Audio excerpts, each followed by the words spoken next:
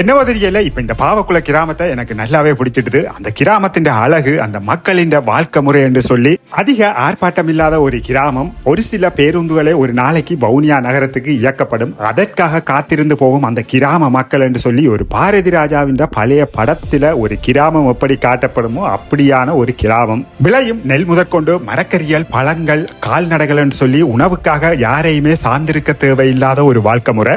காலை முதல் மாலை வர தோட்டங்களிலும் வயல்களிலும் கால்நடைகளோடும் அவர்களது பொழுதுகள் கழிகின்றது. நகர வாழ்க்கையில் ஏற்படும் அந்த சலிப்புன்றதுக்கு அர்த்தம் தெரியாத கிராம வாழ்க்கையை இவர்கள் வாழ்ந்து கொண்டிருக்கிறார்கள். முன்பெல்லாம் இலங்கை வந்தா ஒரு தடவையோ இல்ல 2 தடவையோ உறவினர்கள் வீட்டுக்கு மட்டுமே போய் வருவது. ஆனால் இப்ப அப்படி இல்ல. இந்த கிராமத்தின் அழகை பார்க்கறதுக்காக இப்ப அடிக்கடி சென்று வருவது. அதுவும் எனக்கு பிடிச்ச நேரம் அந்த மாலை நேரம் தான். நாள் முழுக்க சுதந்திரமாக மேய்ஞ்சு விட்டு கால்நடைகள் பட்டிக்கு திரும்புகின்றன.